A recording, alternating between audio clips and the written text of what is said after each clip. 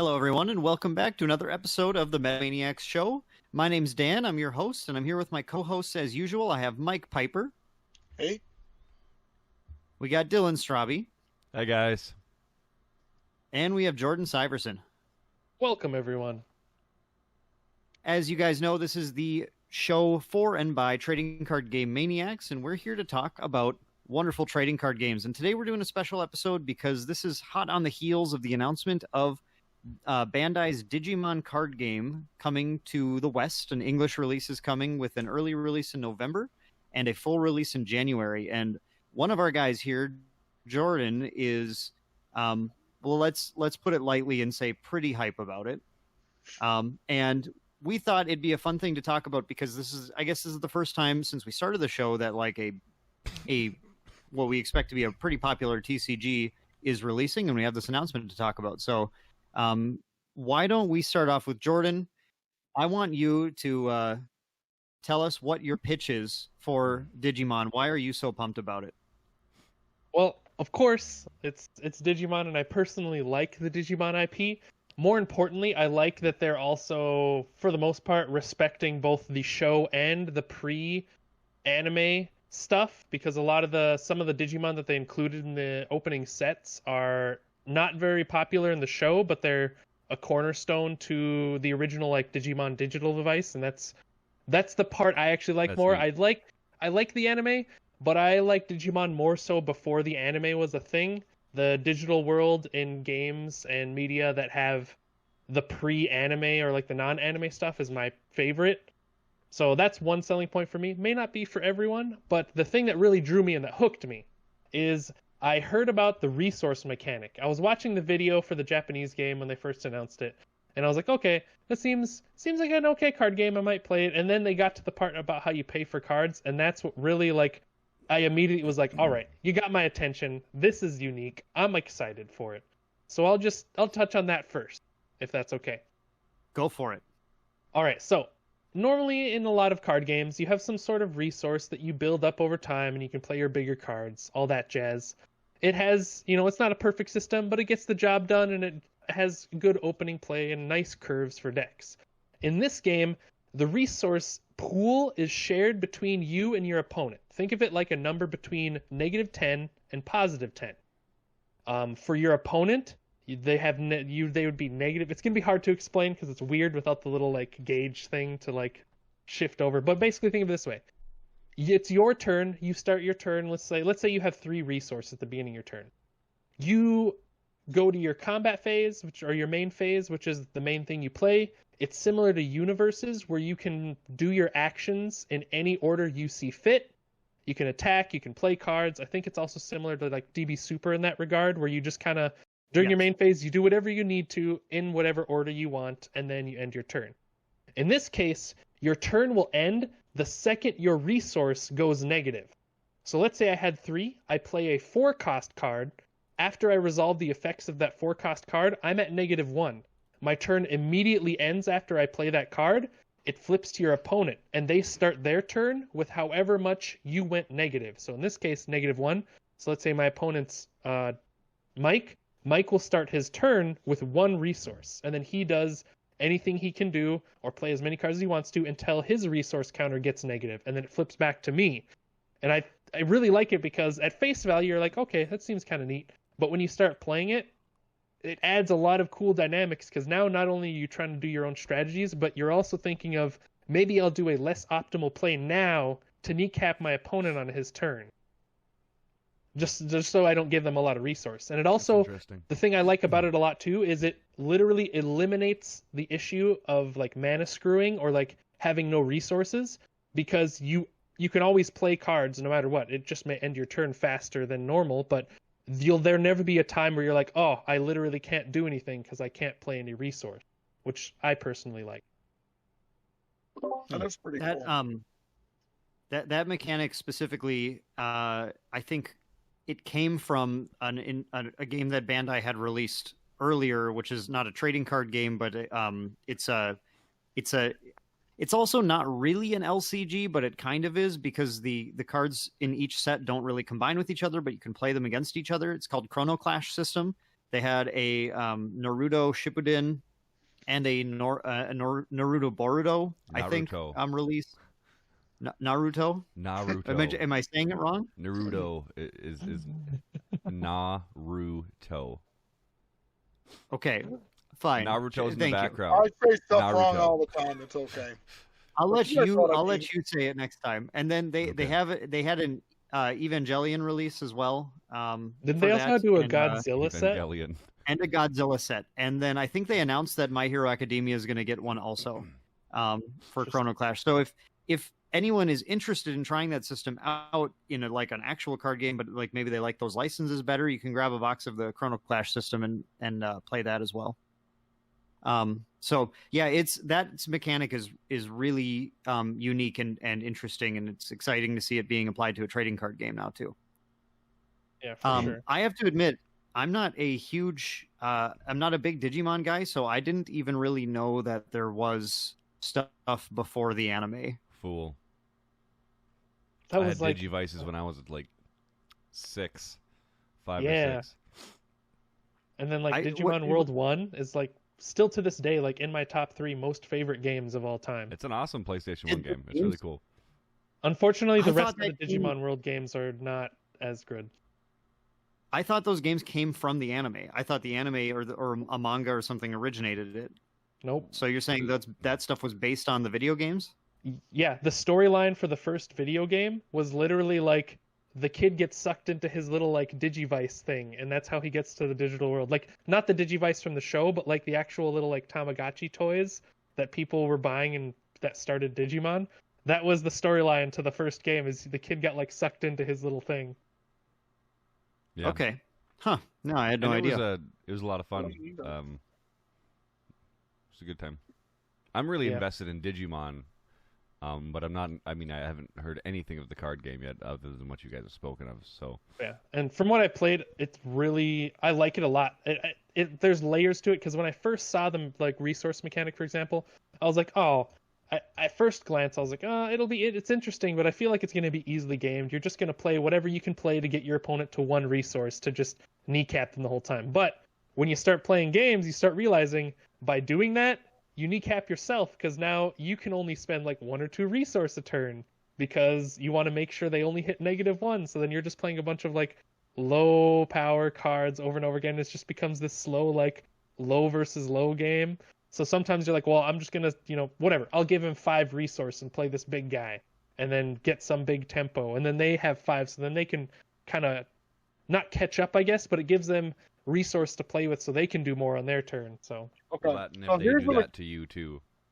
Yeah, Yeah. so here's the mechanic I want to know about, the 2 questions, and the biggest thing, because Dragon Ball Super, we have Evolve and EX Evolve. So how do I go from a rookie to a champion to a ultimate to a mega? And then I'm assuming, correct me if I'm wrong, they're going to have DNA fusion and all that other stuff in there as well. they will for sure. A little spoiler alert. The first set and a half for the English release, they're going to do version 1 and version 1.5 is going to be a combination of sets 1 through 3 in Japan. And set 3 in Japan hasn't released yet, so we don't know much about it. But they've released a couple card images, and they have some of the fusions already. So like they have Palindromon and Imperial Dramon on there. So and they already have Omnimon in set 1. So like they'll be in the game. I'm not sure if they're going to do something unique for the set 3, which is definitely a possibility. But yeah. So the Digivolve, I actually really like the way the mechanic works in game as well because it fits. In my opinion, it's a perfect blend of like theming and mechanics. It doesn't go too far into one lane. So during your turn, you can either play a Digimon straight from your hand, any level. So if you want to play a Mega right out the gate, you play a Mega. The downside to this is Mega's hardcast cost is generally really high. I'm talking like 10 to 15. So you're thinking your maximum ever is 10. So like you're going to be giving your opponent like pretty much a full resource bank if you try to hardcast one of these without some special extra benefit that allows you to reduce its cost. But Evolution, the way it'll work is you lay them over the top, and each Digimon has a secondary cost, which has like a colored circle. The color represents the color of Digimon it can Digivolve from, and then in the circle it has the level it can Digivolve from. So it'll be like a red level 2. You lay this over top of a red level 2 for some reduced cost. So, like for example, the normal rookie spread is the hard cast cost for rookie is 3, and then the evolution cost is 0 or 1.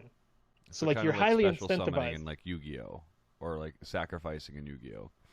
Kinda, yeah. But it's a little better than that. So what happens is whenever you digivolve, you also get to draw a card, so it replaces itself when you play it. And not every Digimon, depending on the card, Digimon have their active effects and then what are called inheritable effects. If you layer over like a rookie that has an inheritable effect, everything that digivolves from that rookie will also gain that effect. So as the active Digimon, it doesn't get benefit from its inheritable effect, but let's say you go from an Agumon to a Greymon, the Greymon will have any inheritable effect from the Agumon. So as you digivolve them instead of hardcasting them, they'll gain other abilities that they normally can't, That's which cool. will allow you to have some cool combo potential. Kind No. of like Pokemon, like in the actual games, where like if you want your Charizard to have like a Fire Fist, you have to level up your Charmeleon to a certain level Yeah. and then evolve to Charizard. That's really cool. That's really cool. I like that. So Don't at what me, I'm about? not like a huge Pokemon guy, but that's just what came to mind. And Yeah. so it's because then you might be thinking, well, what's the point of ever hard casting something unless you absolutely have to? They did a neat thing where some of the different card effects, there's when digivolved effects, which happen when you digivolve them, but then there's when Sure. played, which only occur if you hard cast them. You cannot do the when played if you digivolve. So there's a lot of Digimon that are like Champion, Ultimate, and Mega that in most cases you might want to just hard cast and pay the heavy cost because they have, some phenomenal ability. Like for example, Machine Dramon, he has a really, really good when played. He costs like 12, but when you play him from hand, you get to digivolve 2 of your opponent's Digimon 2 levels. Oh wow! Which, yeah, so it's a huge swing. And then of course now you have a Mega on the field as well. That's another benefit of just playing them out of hand, is instead of having the one beefy guy, you could have 3 or 4 dudes to help push damage.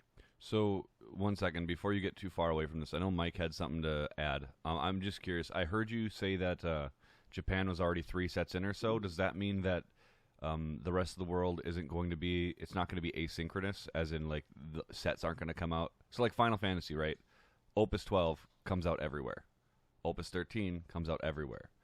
Is it going to be Japan's on set 3, America's on set 1, Japan's on set 4, America's on set 2, or are they planning to like kind of push out 1, 2, 3 to like catch up to Japan? I'm pretty sure that's their game plan because set 1 and 1.5 in US are going to come out on a fairly quick. They haven't given a release date for the set 1.5, but set 1 is supposed to come in January 2021 is the normal release date, and then they have the early release in November.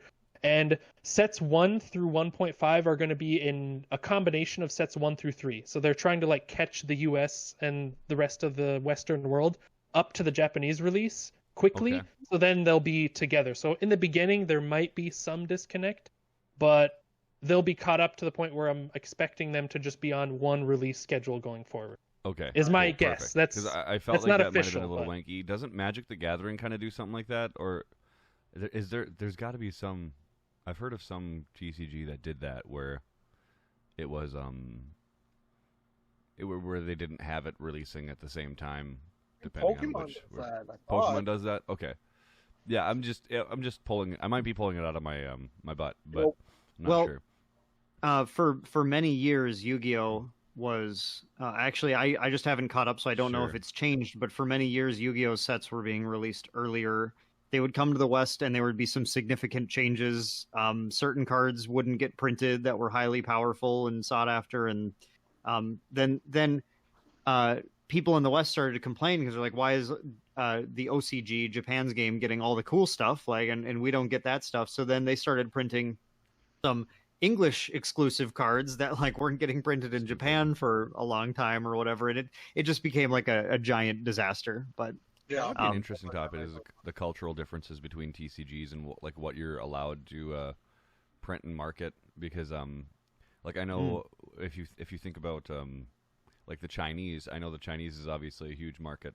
Recently, as of last year, there was an exclusive promotional card that was a pack-in. So I know Magic the Gathering generally has buy-in or box promos, where Buy if a you buy box an promo. entire box, you get a promo. Yep.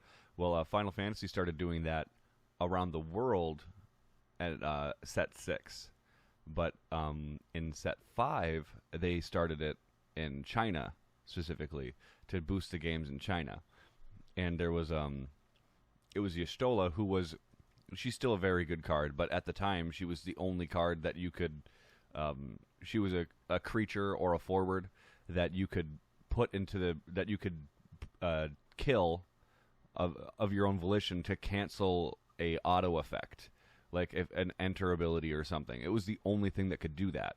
So she had a lot of value as a card, and that card was unique to the promotion. The promo full art Chinese version was unique. Oh, the okay. only full art you could get was Chinese, and it was of Y'shtola, so it was like the rarest version of that card. Everywhere else you could get a foil, but you couldn't get a full art. So it looked rad because it was like all whited out and sparkly. And that card went for like $150 to $200. And for people who don't know Final Fantasy, that's a lot of money for a Final Fantasy card, especially back in Opus 5. Most cards now, like the most expensive cards, like $70, right? Because it was Chinese exclusive. Now, go back to Yu-Gi-Oh! Sorry, not to get off of too crazy of a rant. I know Yu-Gi-Oh! Had a lot of cards that were that had to do with. I mean, we all know that. I mean, people who played Yu-Gi-Oh! Would know that the discard pile in Yu-Gi-Oh! Is the graveyard, right? Well, the graveyard is kind of a contentious thing in China because China doesn't culturally they don't believe in placing skeletons or ghosts in any cultural representations of material. It's actually I'm not sure exactly if it's a mixture between religion or just an overall. I just know that it's cultural, and Yes. so when you were talking about they had different cards between America and Japan or East, I'm not sure if you were specifically referring to Japan, but I assumed. I know like Call of the Haunted was a different, totally different art in China as it was the rest of the world, and Yep. who was the Well, actually, big I can't skeleton confirm that guy? about a Chinese release, but in like Magic the Gathering, there are many documented cases of where artwork was changed to remove skulls, skeletons, stuff like Mhm. that. Specifically for the Chinese prints of the cards, Yeah. and it's not a thing in Japan where it matters typically. But there were some cultural changes between the Western and Japanese releases of Yu-Gi-Oh cards, usually to remove religious references. They were Mhm. highly concerned about filtering out anything that would reference a specific religion, and to the point where, and this is a very well-known thing, but cards like Dark Magician and Dark Hole were supposed to literally be translated into Black Magician and Black Hole, but they changed black to dark to remove absolutely any sort of racial connotation from it as well, which is an interesting take on it. I mean, but the Black um, Magician's white. What? The Yeah. Black Magician's more. well, and then there were Egyptian. white magicians and everything too Yeah. that they didn't care about, Oh, which. Oppressor. But anyway, not to get too off topic there, but I Yeah, think if I can wrap your point around a little bit, so there are actually buy-a-box promos for Digimon as well. I think we just learned about those maybe today. Jordan, do you want to talk about how those work in if people want to pick up product for Digimon? Yeah, so in Japan they had the box toppers, of course, but in Japan they're big with magazines still, so they have like, Shonen Jump and other stuff like that covers. They generally have random promos for various things, and they had a set of promos for the game that are unique powers, so they're not like you can't get these cards in the boosters that you can get through the magazines, and a lot of people were wondering how they were going to distribute those, if they were going to have them as like OP promos or something. But they released the information today that as part of the box toppers, you'll get the original box topper, which are alternate art versions of the different Tamer cards. And you'll also get one of the little like promo pack thing that contains two of the magazine promos that they had in Japan. So you'll get technically two box toppers for each thing, 3 cards in total, because the little packs come with 2 cards. oh wow. So yeah, so you'll get 3 box toppers for each thing that you open up, and some of the box toppers I definitely are going to see play. I know for a fact, I know the Agumon line one is really good in the Greymon deck. They're dope, and I'm pretty sure the Garurumon ones are pretty good too. and I forgot what the other ones are, but yeah.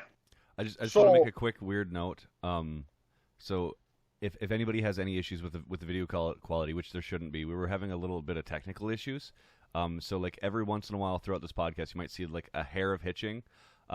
I've solved that by making an adjustment, but it's going to look like I'm looking all around the box. So I minimized our overall screen, but now I'm looking back at the Discord. So when Jordan's talking, I'm going to look like, and then Mike, and then like you might see me like looking all around. So please, if you're watching the video format, don't get too distracted by like my wandering eyes. I'm sure people weren't too worried about that. Yeah. Well, I mean, it's like So Jordan, Mike, I'm going to ask, how does the life work? I want to talk more into the mechanics. Yeah, I wanted to get to that for sure. We got a lot of people who are watching this who are interested in the game. Obviously, let's talk about how do I do damage? All right, so whenever you push an attack through, this is gonna be a weird amalgamation of Final Fantasy. I want to say DB Super and Metacross actually. So in the beginning of the game, you'll put the top 5 cards of your deck in your security pile, which is a separate pile on the side. You have the 5 cards there. Whenever you would take damage, you'll flip that top card and resolve an effect depending on what type of card it is. If it's a Digimon, the Digimon that's attacking will battle that security Digimon, and then whoever wins dies. In all cases, by the way, I'll preface with this, in all cases, the person who was being attacked still loses that card in security no matter what else happens unless an effect says otherwise. Option cards and tamer cards have a special thing where normally the inheritable skill is on the card. It'll have a security effect, and that effect will trigger if they're ever flipped as security, which is similar to like the EX burst mechanic in Final Fantasy. So when that card gets flipped, it'll do something, and there's a wide variety of effects. The tamer cards, I think almost all of them in the game currently, their effect is just you play them into the field immediately.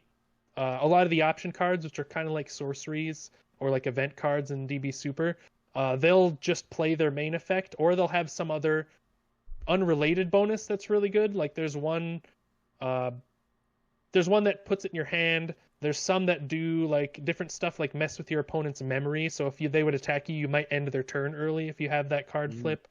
Or sometimes it's just like a board wipe, where it's just like everyone dies, which isn't always the best, because sometimes they're just attacking you with one thing, and then your board gets wiped too, and you're like, cool, you just murdered me.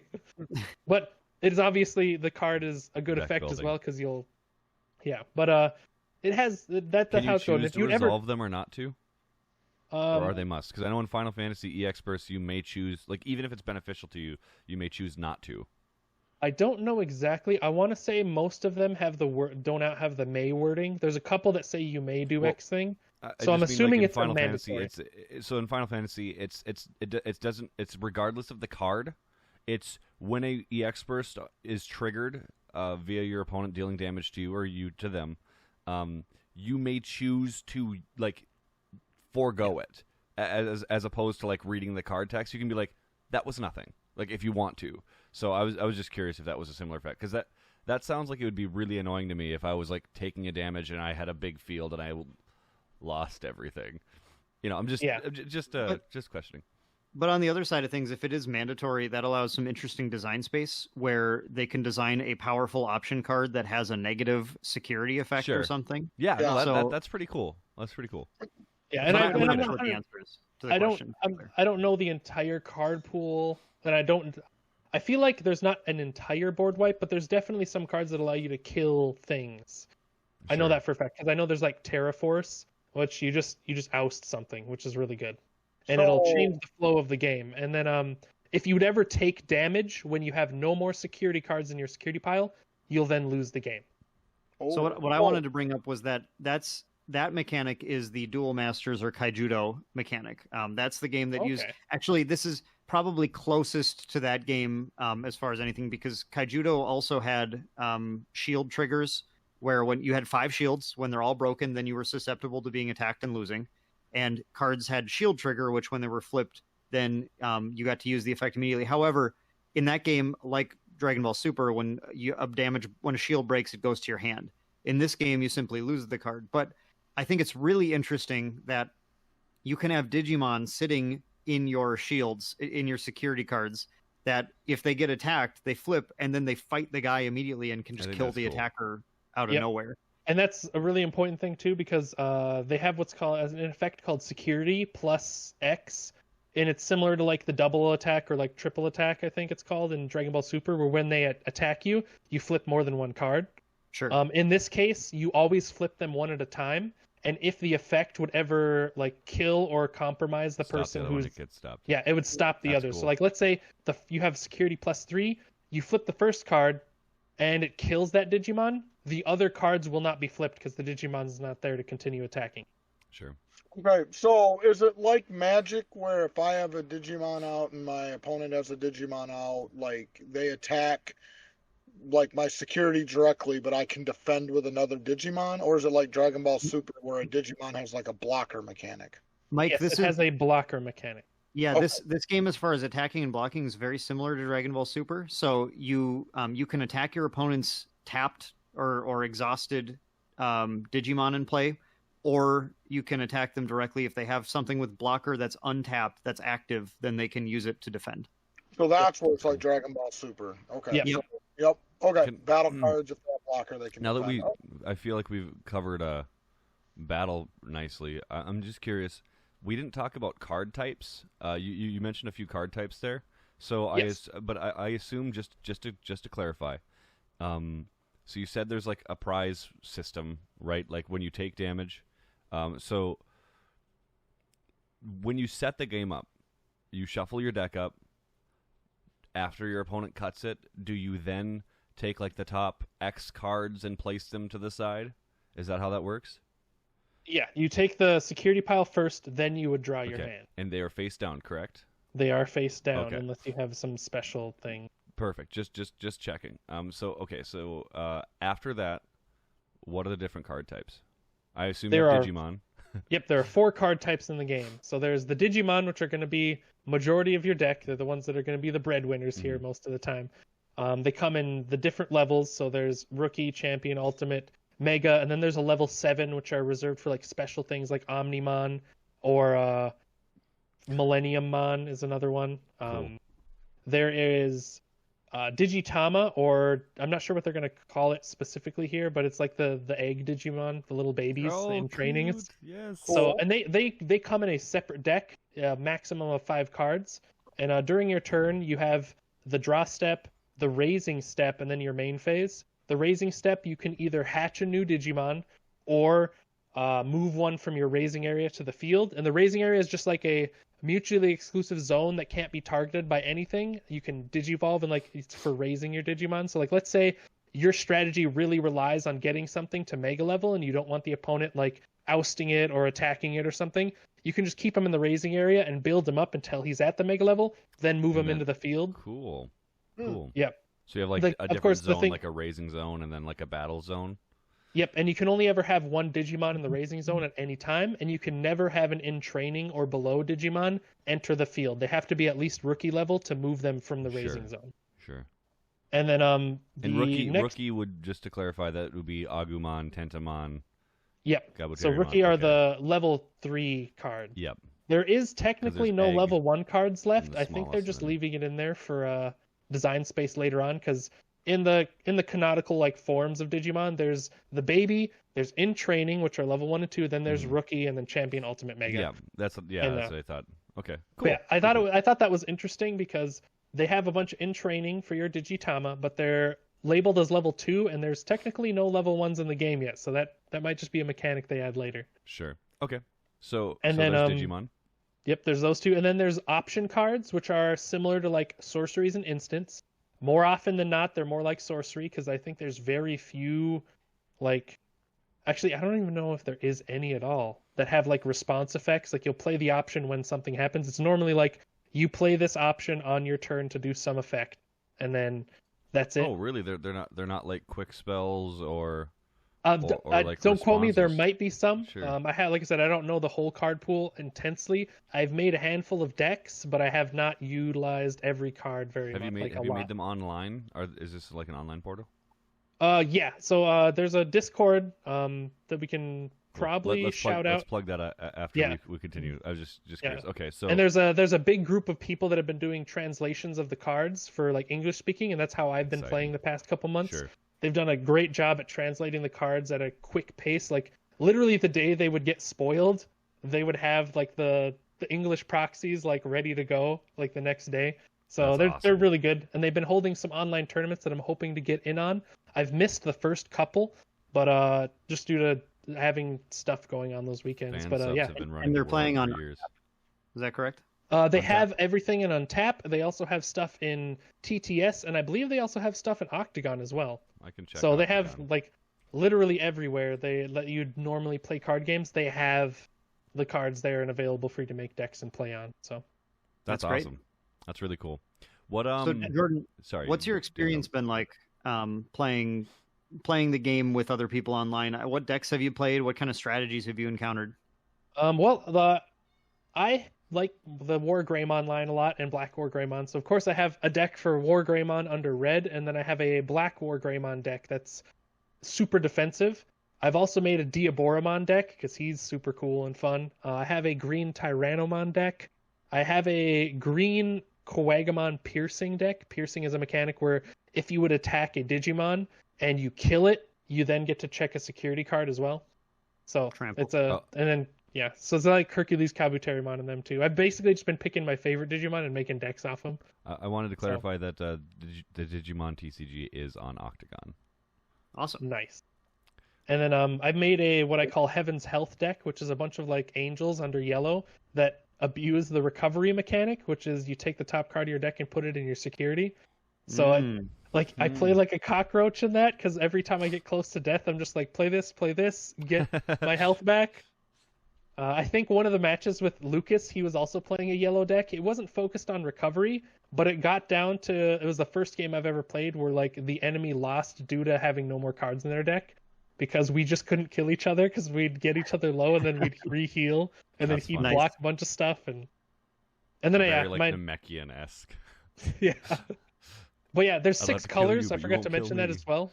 There's technically 7 colors, but there's 6 actual colors, and then there's white, which currently consists of like 3 cards, which are just like the special like Omnimon, Millenniumon, and then the Diaboromon Mega Form is white colored. But there's black, purple, green, yellow, red, and blue, and they all play pretty uniquely, and I like the way each one feels so far from what I have played.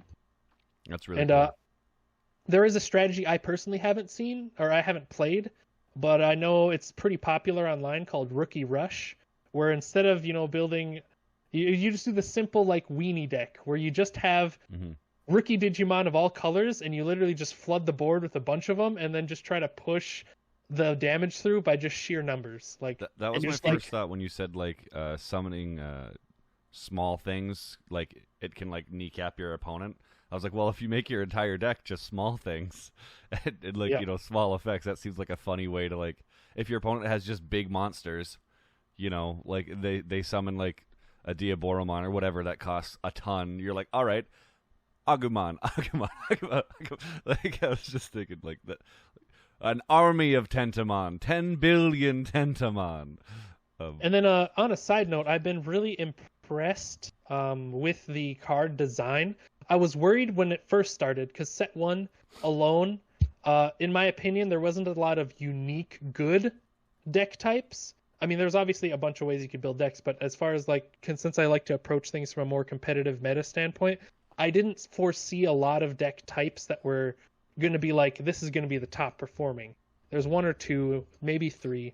But set 2 like immediately alleviated that. They added a bunch of support for a bunch of things, and they added the 2 new colors that added like niches that weren't in the game.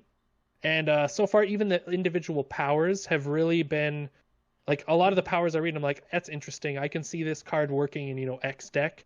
So I'm excited for the next set and to see what they do in the future, because in 2 sets they alleviated all of my like worries about potential problems that the meta might see in a competitive environment. And it's really gotten rich from what I've seen and from what I've played. And obviously, I'm not like some super pro guy at the game yet, so I could just be completely wrong here. Maybe the super pros will find some mega single optimal deck within the first month or something. But from what I've seen, there's no like glaring power differences in all the decks. Like even the starter decks out of the gate. I had my buddy Lucas playing, and he didn't have time to make a deck, and I made a custom deck, and he played just the starter deck. And there wasn't, I mean, obviously my deck had a little more edge in certain places, but it wasn't like some other card games like Magic where you buy just a starter versus someone's standard, like well-constructed deck where it's just a bulldozing.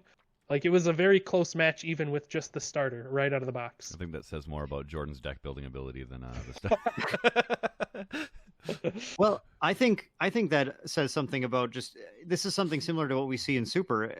Bandai has been doing a pretty great job with Super, introducing, especially the most recent round of starter decks, had some serious bite to them. Obviously, like the Vegix, whatever his name is, deck was certainly potent and didn't take much to upgrade to be like a super competitive deck to play.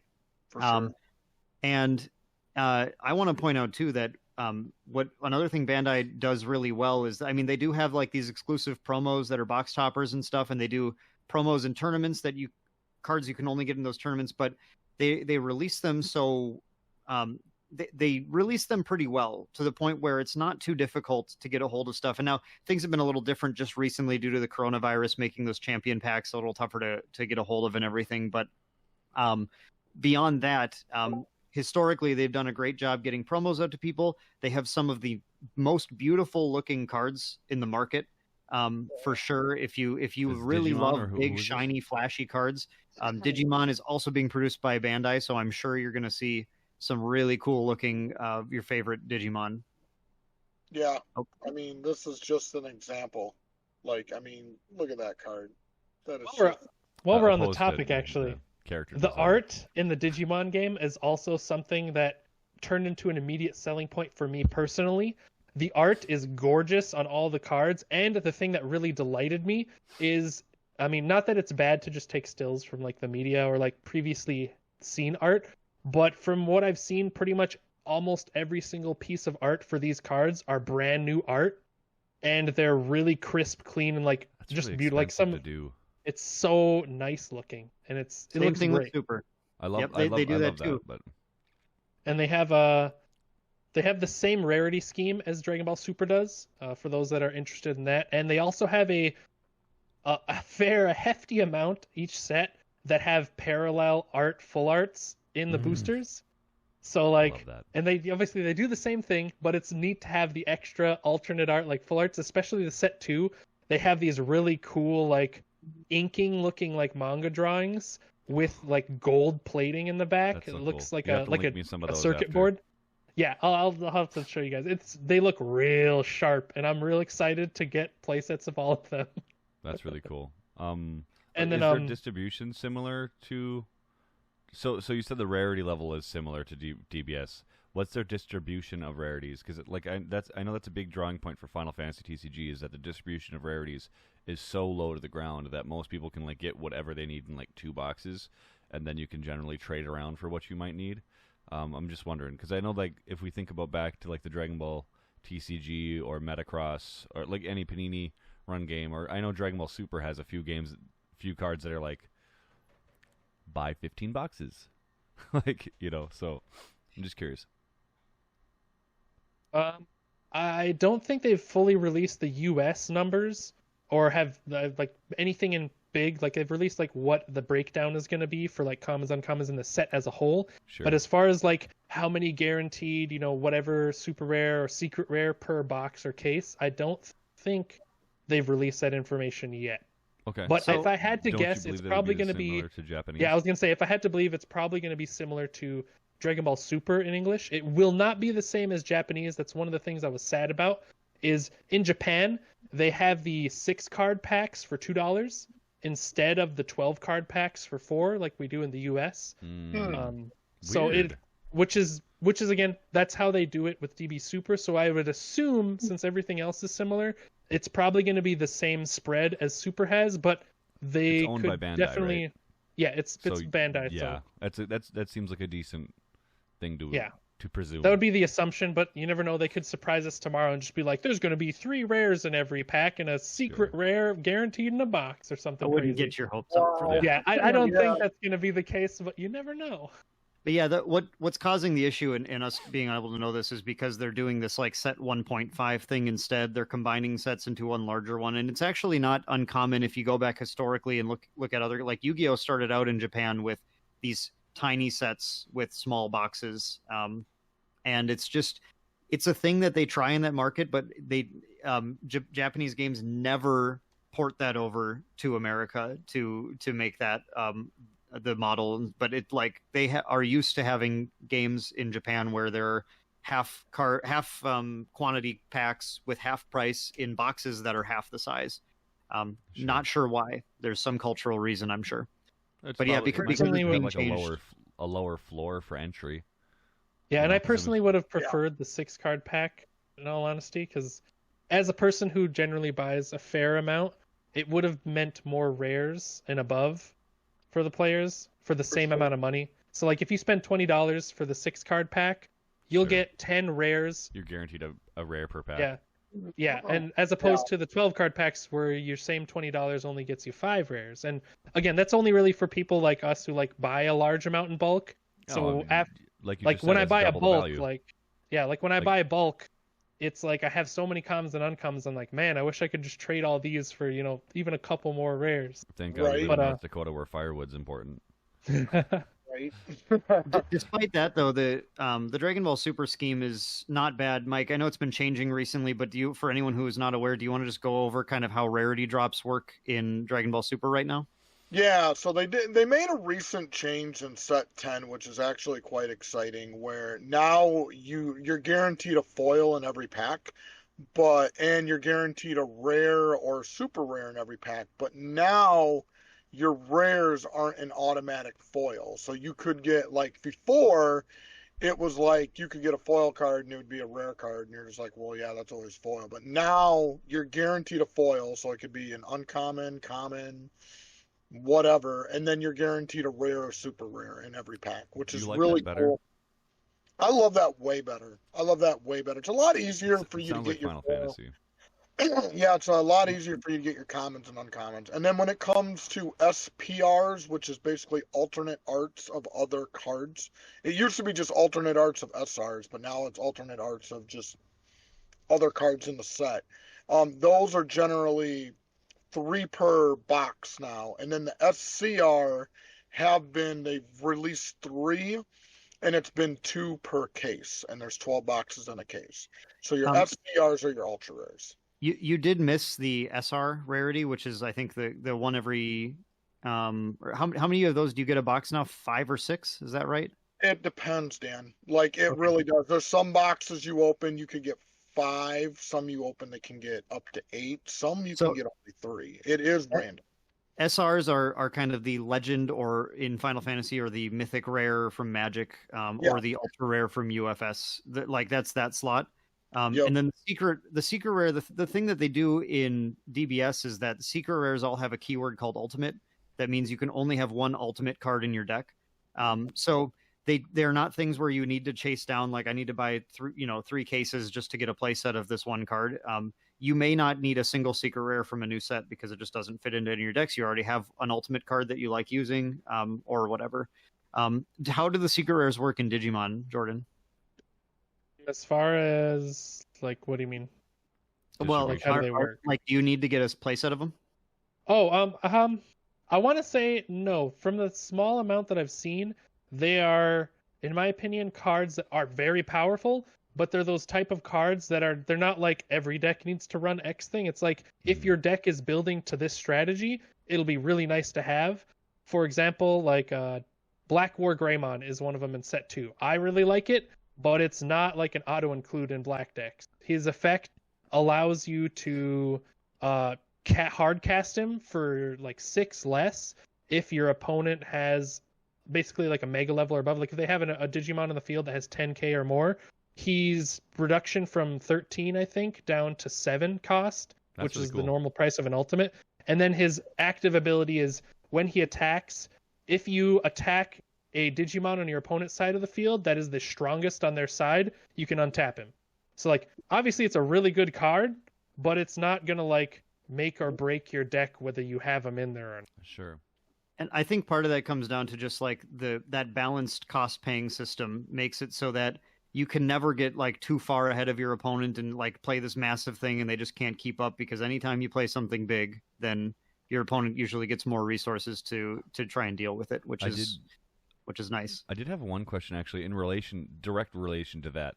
I know that we're getting a little longer. I'm not sure. I heard people had time limits, but we'll be wrapping it up here shortly. Before we wrap up, I'm actually curious about. So you said that you play until you have a negative value in your resource pool.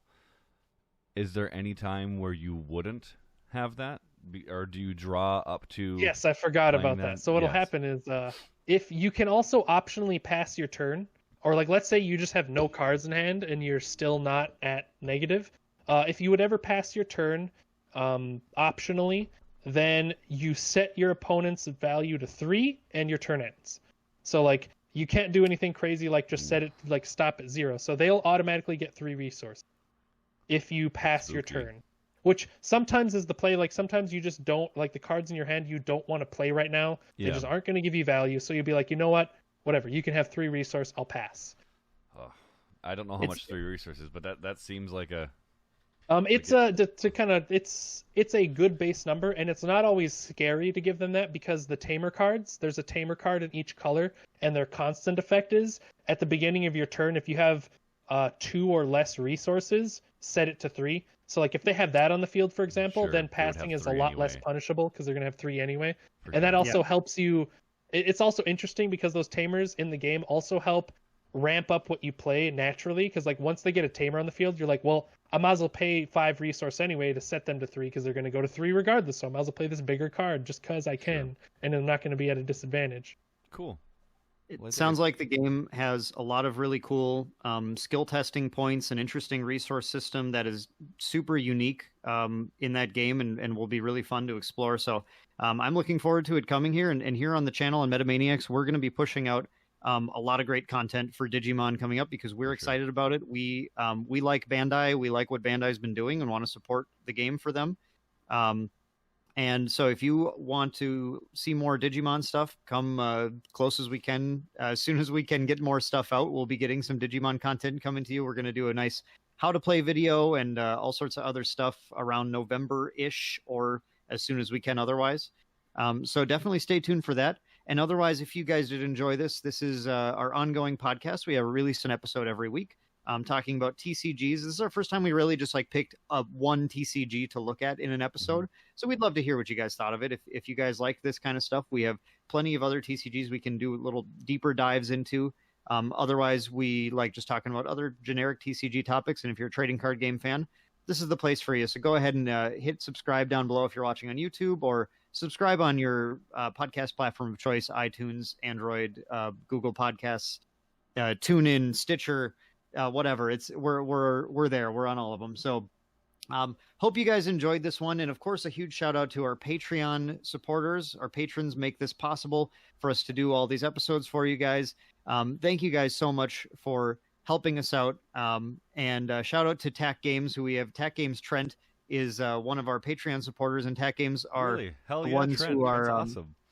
Yes, and they are great. They run great tournaments for Dragon Ball Super, and I believe they'll be heavily involved in Digimon tournaments as well. So definitely look out for Digimon tournaments. I'm sure there'll be more like Gen Con and stuff that they're going to run that are going to be awesome. Gen Con's going to be a good year this year. We got MHA stuff and DVD and Digimon. Oh, Gen Con 2021 is going to be insane. So we hope to see you guys there, and we hope to see you guys in the next episode of the MetaManiacs Show. Thanks for watching. Before we go, we can't say bye, everyone. We have one question that we haven't answered, and that I know is like eating people up. I already did my send off. No, what's your favorite Digimon? What's your favorite Digimon? All right, go. You got to do it. War Greymon. Dan. I don't really know Digimon. You know one. You got one. You can't just say Pikachu if you want to. I'm gonna pick Angel Woman because she's Angel Woman. Hell yeah, she's awesome. Jordan. Last. Who? I'll go last. You'll go You're last. next. Okay. Tentamon. I love Tentamon. He's such a meme. But War Greymon's an awesome pick. That's definitely a close second. The OG in me, of course. My favorite Digimon of all time is Metal Mamemon. Metal Mamemon. He is my boy. Wait, who is that cactus one? Togemon? Togemon. I remember some cactus guy. I liked him when I was a kid. Cactus one. There's also I picked cactus. Ponchomon, which is Togemon with a sombrero and a maracas. See, That's the one. I love that one. This is I'm just telling you gonna right be, now. That's my pick. Jordan and I talking about Digimon lore and such after this. But thanks so much, Dan. Do one more quick sign off, and we'll get out of here. I already did. I thought that I perfectly segued in the sign off, and you make me redo it. You got to redo Guys, it. Thanks so much for watching. We'll catch you guys in the next episode of the MetaManiacs Show. We're done here. See ya. Bye. Bye.